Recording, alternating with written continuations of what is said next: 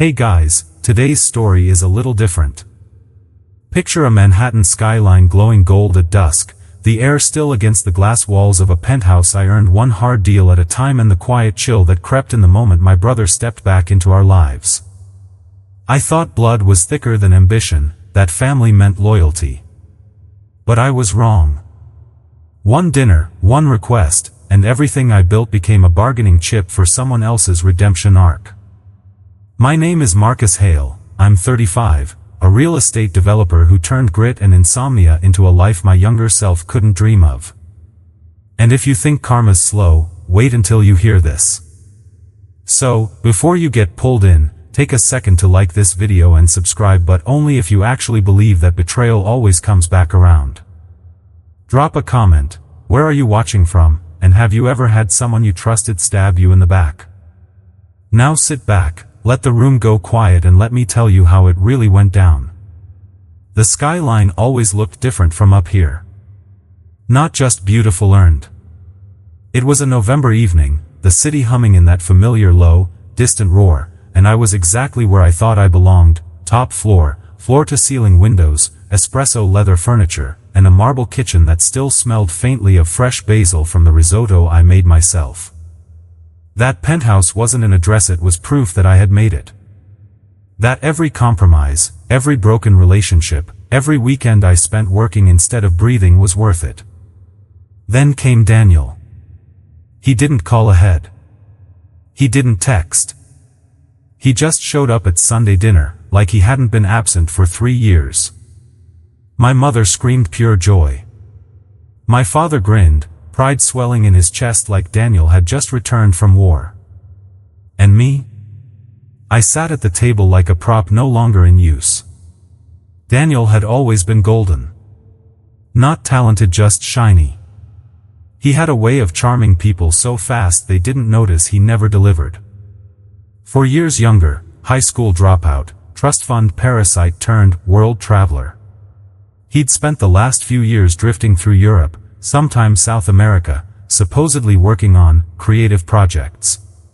I never saw a single finished one. But none of that mattered. Not to them. My mom doted like he'd come back from exile.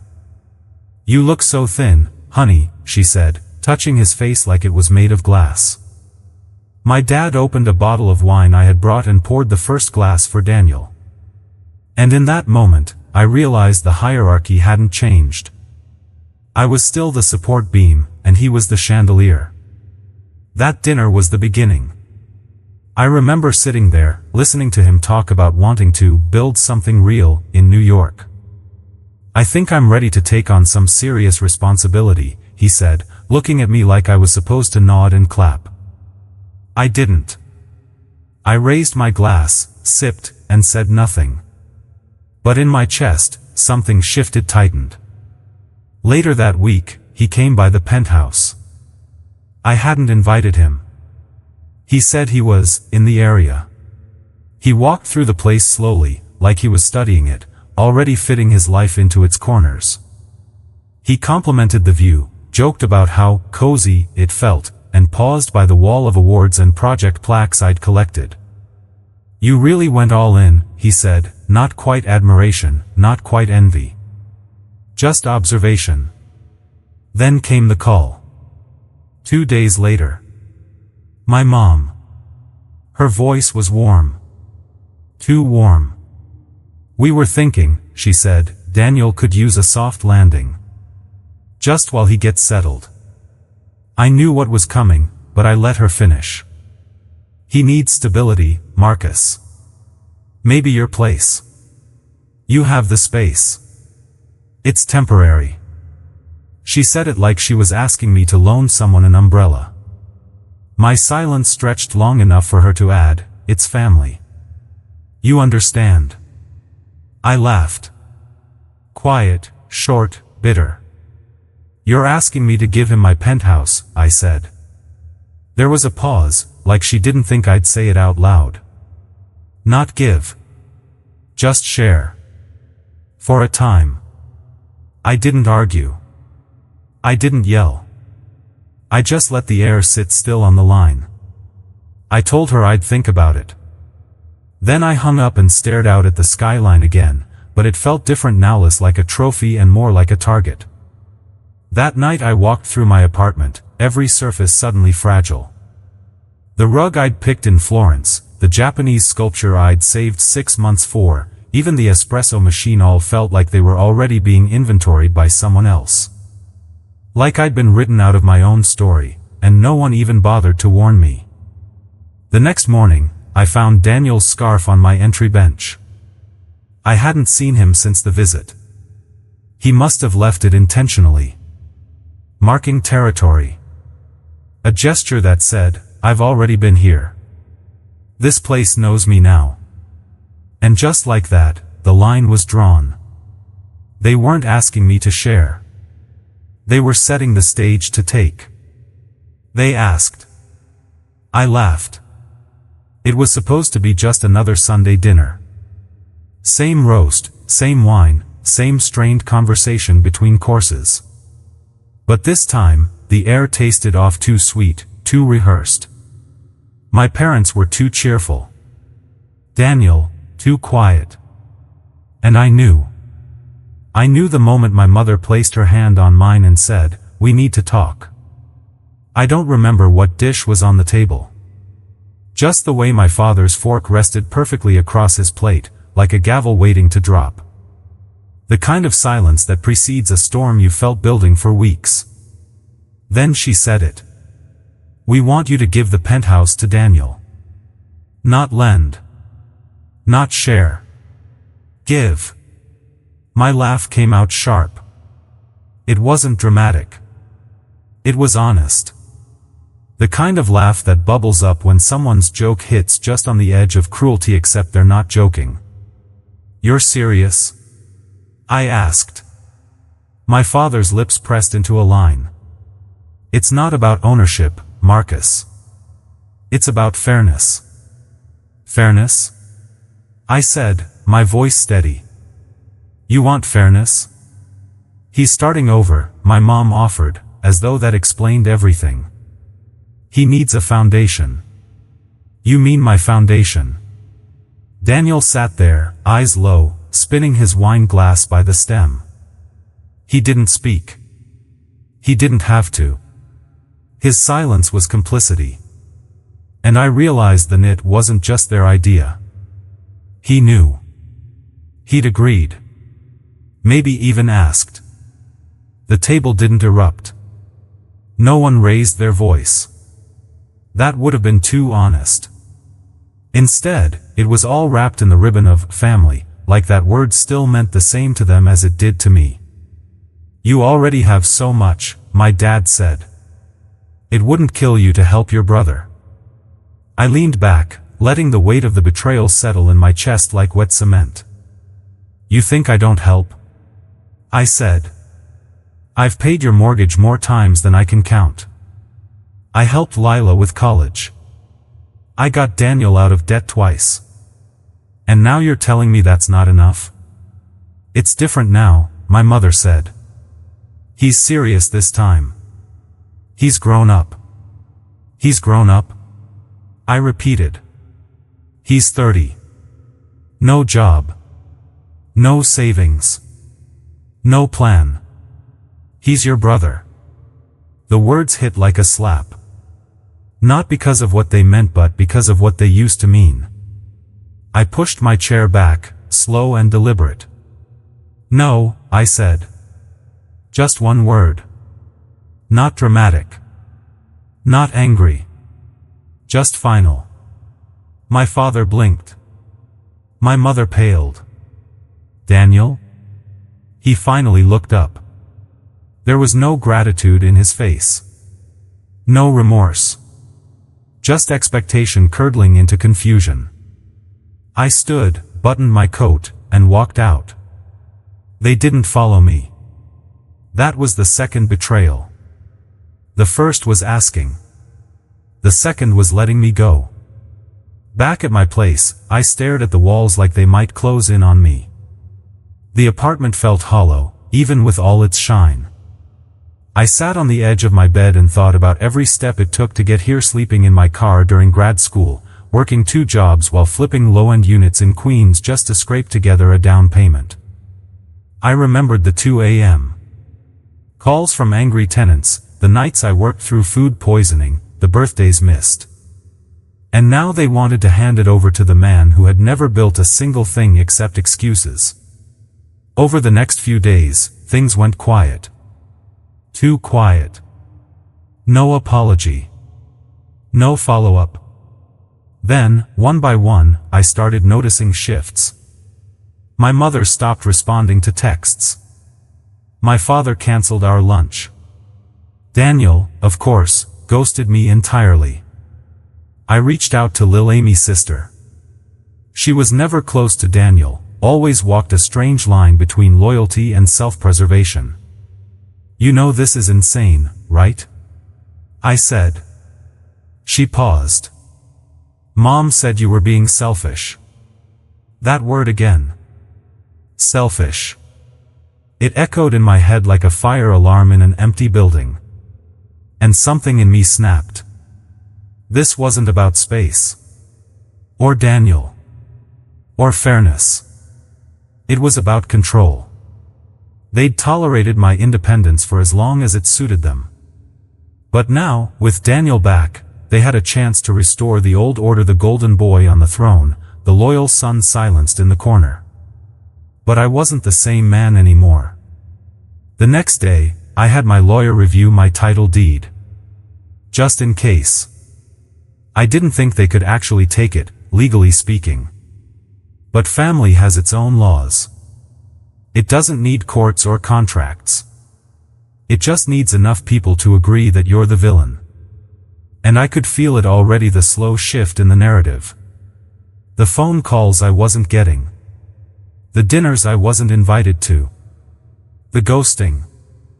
The gaslighting. They weren't angry I said no. They were angry I didn't break. And that's when I realized this wasn't over. It had only just begun. I said no. They declared war.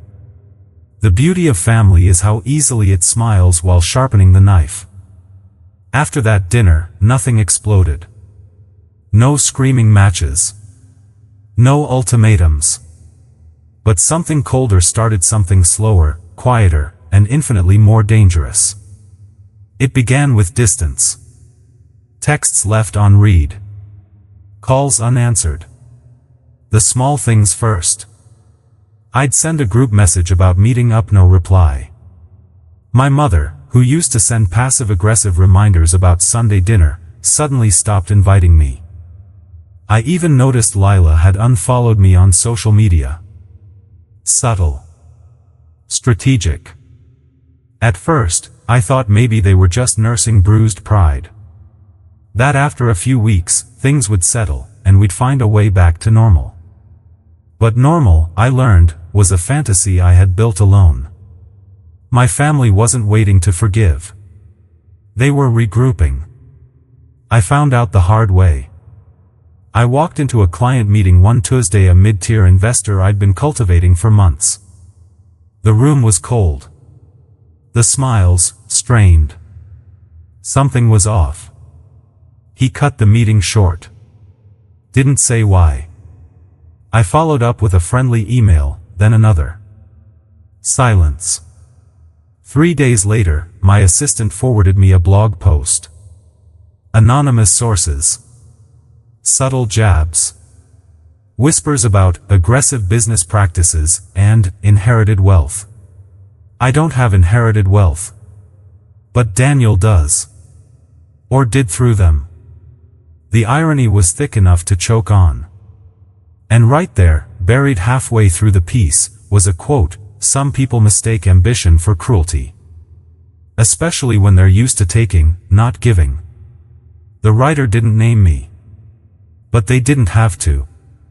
Only a handful of people even knew about the Penthouse argument. The article was planted. And there were only 3 people who would benefit from making me look like the villain. I didn't confront them. Not yet. Instead, I watched. Because now I knew the rules had changed. This wasn't about helping Daniel anymore. This was about erasing me. 2 weeks after the blog post, I received a letter from the board of my neighborhood's condo association. A formal complaint had been filed claiming I was using the penthouse as an illegal Airbnb. Completely fabricated. But damaging if left unchecked. I had to spend 2 full days chasing down paperwork to prove I was the only resident. And while I was distracted, Daniel moved into my parents' brownstone. Suddenly he was the golden child on every Facebook post, volunteering, exploring architecture, helping mom with renovations. My mother called once. Just once. Her voice was light. "You know, Daniel's thinking about taking some classes," she said. "Maybe something in real estate." I let the silence answer for me. Then she said it. The sentence that still echoes, "If you won't support him, we will." They'd made their choice. They were done asking. So I leaned in. Quietly. Strategically. I started pulling back. I removed them from access to my private accounts. Changed passwords. Set alerts. I called my financial advisor and asked him to quietly audit any joint holdings we might have forgotten, old savings bonds, shared properties. I wasn't looking for drama. I was checking for sabotage. And I found something. 6 months earlier, my father had asked me to co-sign a renovation loan on their vacation house in Montauk. I'd done it, trusting the amount was minimal. Turns out, it wasn't. They'd refinanced twice. And Daniel's name had been added as a co-beneficiary without my consent. The paper trail was fuzzy, but legal. Barely. I was livid. But not surprised. This wasn't negligence. It was war by erosion. They couldn't take my penthouse outright, so they'd started wearing me down in pieces. Reputation. Resources. Legacy. But the worst part? The loneliness. You don't realize how much of your identity is wrapped up in your family until they turn on you. I found myself second-guessing everything. Was I too harsh? Too selfish? Had I missed something in Daniel's eyes that night, some sign of sincerity? I ran through every interaction like a detective with too few clues and too many suspects. But no matter how I spun it, the truth sat stubborn in my chest. They didn't just want me to share. They wanted me to surrender. One night, I stood in the penthouse's living room, city lights stretching out beyond the glass, and realized I hadn't invited anyone over in weeks. My circle had shrunk, thinned out. Friends caught in the crossfire had gone quiet. Some believed the narrative. Others didn't want to choose sides. And that's what betrayal does. It doesn't just break trust, it isolates you in the wreckage of what you thought was home. But isolation can do something else, too. It can sharpen your vision. I started to see the patterns. The ways they moved. The pressure points. The fact that they weren't just trying to take from me, they were trying to replace me. Daniel in real estate. My mother talking legacy. My father making quiet moves behind bank walls. They were building a future without me. So I started building something of my own. Sabotage in a smile. I used to believe betrayal came loud, shouting matches, slammed doors, courtroom drama. But real betrayal? It walks in on soft feet. Smiles in your face. Hugs you on the way out and steals the keys while you're still watching the door close. That's how my mother did it. After the co-signing discovery, I went quiet. I didn't confront anyone, didn't rage or accuse. Instead, I took inventory of every file, every favor, every email I'd ever sent them. You don't realize how much of your life you've handed over until you start pulling it back. Bank accounts, insurance policies, even my company's emergency contact form still listed my father. I changed it all. I thought I was closing the gates. But the breach had already happened. It started small. My company's biggest mid-rise development, a 32-unit project in Soho, hit a snag. A city inspector flagged an issue with the materials. Claimed our suppliers' licenses were outdated. I checked myself. Everything was in order. But somehow, a different set of files had been submitted to the zoning office. Wrong dates. Missing stamps. Sabotage. I had to scramble to keep the permits alive. We bled $48,000 in delays. My lawyer said someone had impersonated my project manager to submit a revision. The signature? Close, but not exact. Whoever did it knew how to look just convincing enough to raise a flag, not enough to be caught. And then came the audit. The IRS flagged me. Not my company. Somehow, a large, unreported gift appeared on my previous year's filings. I hadn't reported it because it didn't exist. They claimed I received a personal asset transfer from a family trust. The number? $1.4 million. There's only one place the IRS would have gotten that figure, a bank document. And there's only one person who used to have access to my tax accountant's shared cloud drive, my mother. I didn't want to believe it. But as I sat there in my office, holding that audit letter, I knew I was at war with someone who once tucked me in at night. She wasn't angry. She was organized. There was no fury in her moves, just precision. Leverage. She had spent decades in that household mastering diplomacy, mastering how to frame concern as correction, guilt as guidance. I could almost hear her voice explaining it to herself. Marcus needs to be humbled.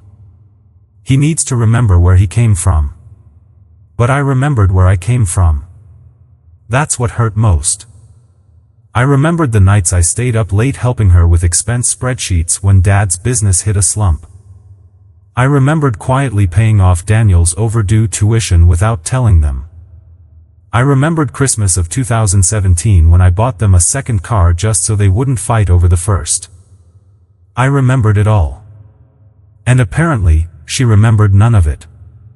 Or worse, she remembered and didn't care. My assistant Jenna came to me with a shaken expression one Friday. "There's been chatter," she said. "From where?" "Daniel. Someone from your brother's old college circle told me he's been saying he's about to inherit a major property. He's shopping around for interior designers." I felt like someone had pressed a cold stone into my chest. He wasn't even hiding it. They weren't waiting for me to give the penthouse anymore, they were preparing to take it. Quietly. Legally. Strategically. I did a full title search on my unit. The name was still mine.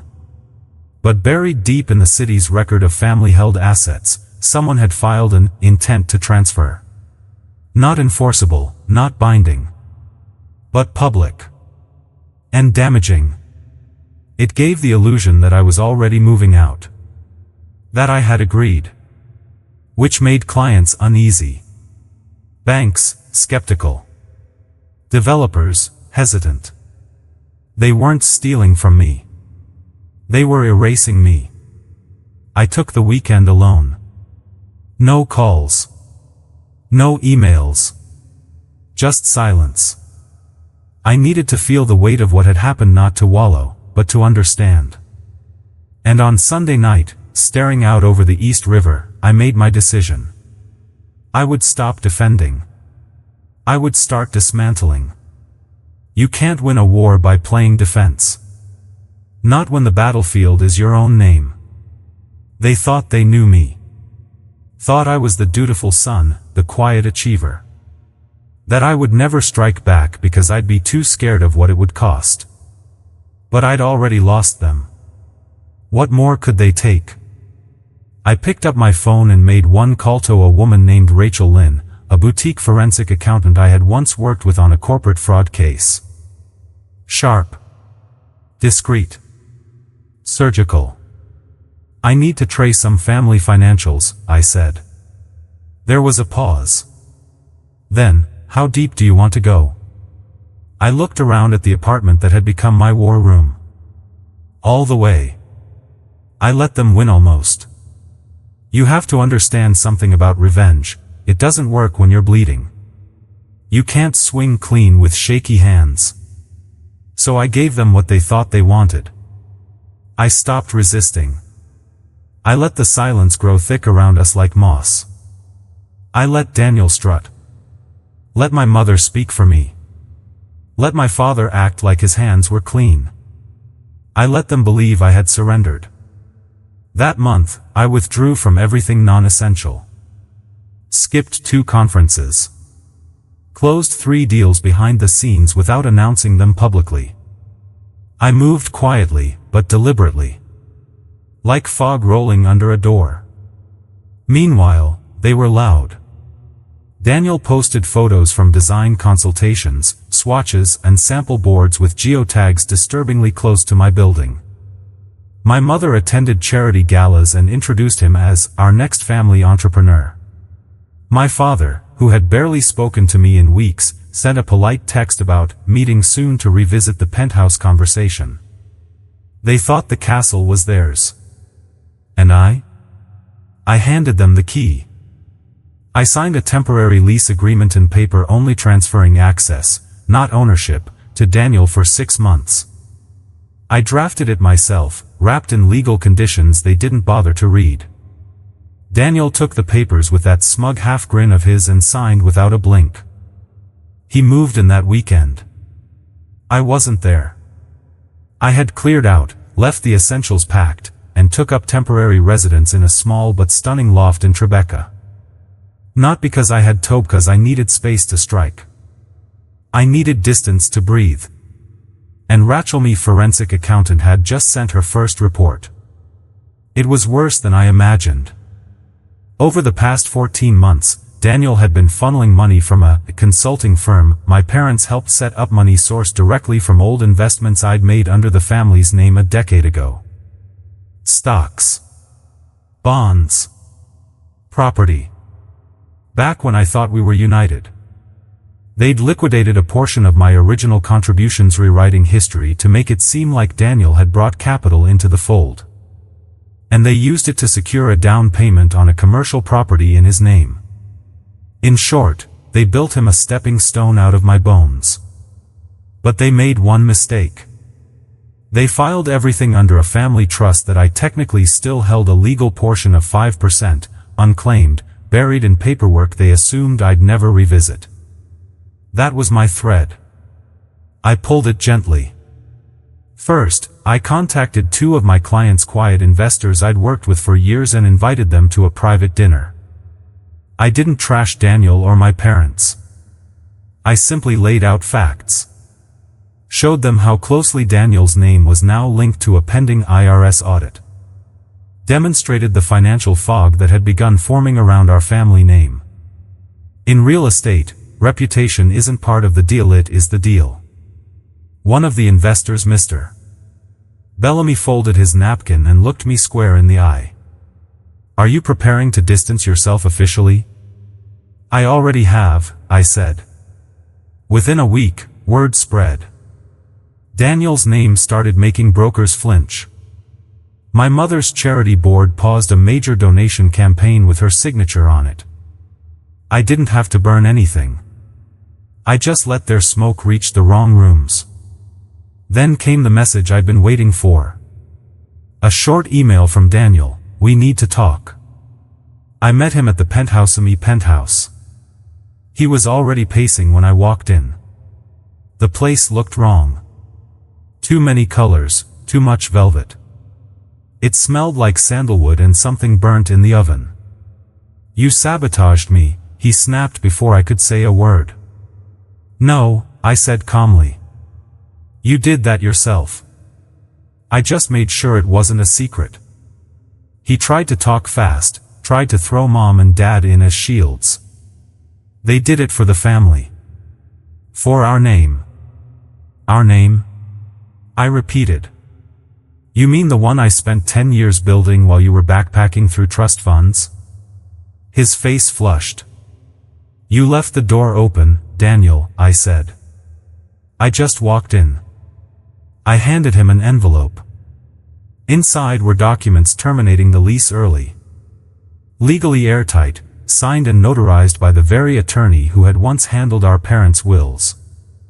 Daniel skimmed them, his jaw tightening. You can't do this.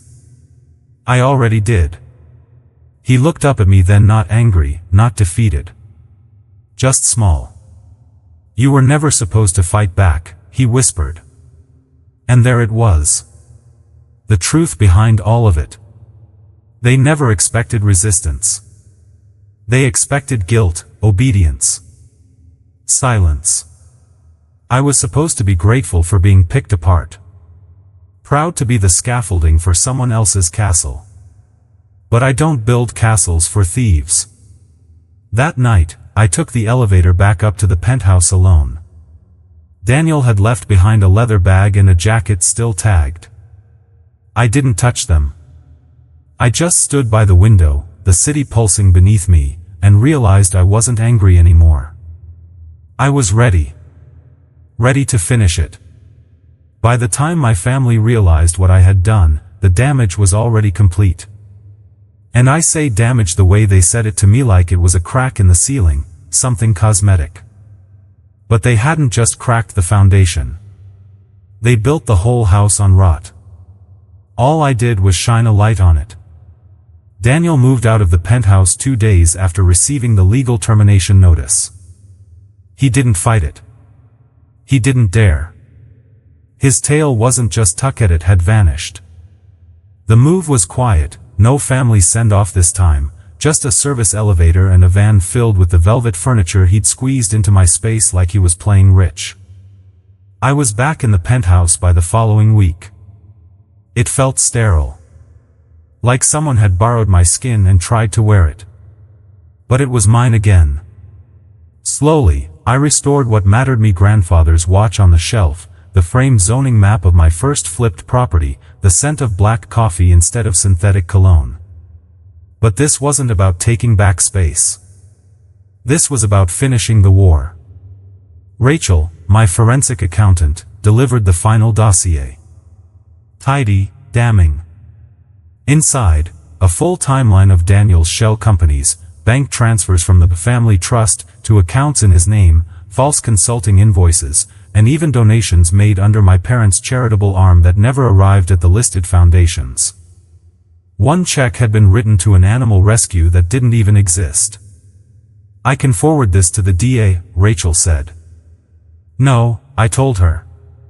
Let them collapse under their own weight. We didn't need handcuffs. We needed consequences. Instead, I sent copies discreetly, selective to the places that mattered. A philanthropic board that my mother chaired. A real estate investors circle that had been sniffing around Daniel. And one particular journalist who had written that anonymous smear piece about me months back. I sent it all, along with a single-line email. Here's the story you missed. Then I sat back and watched the machine eat itself. The journalist published a follow-up. Not an apology, those never come. But a quiet redirection. Emerging developer Daniel Hale under scrutiny after reports of financial irregularities. It was the kind of headline that investors read twice. The kind that follows your name around like bad breath. Within a week, Daniel lost the private funding he'd secured for a supposed co-living project in Brooklyn. The nonprofit he fronted, a fake arts mentorship program, was flagged for audit. And my mother was politely removed from the board of a foundation she'd spent years climbing. They didn't fire her. They just postponed her continued involvement. That stung more. My father tried to reach out. He sent an email that began with, "We've made mistakes," and ended with, "Let's sit down and talk this through." I didn't reply. There was nothing left to talk through. They didn't break my heart. They tried to sell it. I didn't need revenge. I just needed air. Still, I gave myself one final act, not petty, not cruel, but poetic. I hosted a private event at the Penthouse. Just 15 people, close friends, respected clients, and one man who had once told me I was too emotionally involved to ever be a serious leader. That night, I showed them the newest model for a zero-energy mid-rise we were breaking ground on. My team had built it from scratch, no family help, no shared capital. I raised my glass that night and said simply, sometimes, the cleanest fire burns from the inside out. Lila texted me after. You burned it all down. I didn't reply. Because I didn't burn it. They built the funeral pyre. I just stepped away before it went up in flames. Weeks passed. The family dinner tradition never resumed. My parents' house sat dark on Sundays. Daniel faded from the city's rumor mill. Whatever future they had tried to forge for him had turned to sand. And me? I was rebuilding quietly, steadily. I focused on my next project, signed 2 new partnership deals, and launched a mentorship initiative for first-gen real estate professionals. Not out of spite. Out of clarity. One evening, I visited my parents' home. I didn't tell anyone. I just stood across the street, watching the lights flicker inside like ghosts had taken up residence. I thought about how many birthdays I had spent under that roof. How many times I believed that success would finally earn their respect. I was wrong. But sometimes, failure is the best filter. The next morning, I boxed up the last remnants of their presents from my apartment: old photos, a watch my father gave me, a set of monogrammed coasters my mother once insisted I display in the guest room. I didn't throw them away. I didn't burn them. I just stored them in the basement. Where old stories belong. Because the truth is, I didn't need them anymore. I had built my own name. And finally, I had built it alone. I don't share this story for revenge. I share it because someone out there, maybe you, is sitting in silence, wondering why the people who were supposed to protect you turned out to be the ones who tried to take everything from you. Wondering if walking away from blood means walking away from who you are. It doesn't. If anything, it's the first step toward becoming who you're meant to be. When my family asked me to give up the home I built, they weren't asking for support, they were demanding submission. And when I said no, they didn't hear defiance. They heard betrayal. Because in their world, love is conditional. Loyalty is a leash. And success that isn't shared on their terms is a threat. But in the aftermath, after the lies, the isolation, the sabotage, I found something I never expected: peace. Not the kind that comes from winning, but the kind that comes from knowing you didn't break, knowing you didn't stoop, knowing you didn't have to scream to be heard. I still walk through that penthouse every morning. The light spills in differently now. Not warmer, not colder, just clearer. It no longer feels like a monument to pain or proof of survival. It feels like freedom. So if you're wondering whether it's worth standing your ground, whether losing family is too high a price for self-respect, ask yourself this. What's the point of love if it costs you your name? Because sometimes the greatest act of loyalty is walking away. And if you're still standing, still breathing, still choosing your own voice, then you haven't lost. You've already won.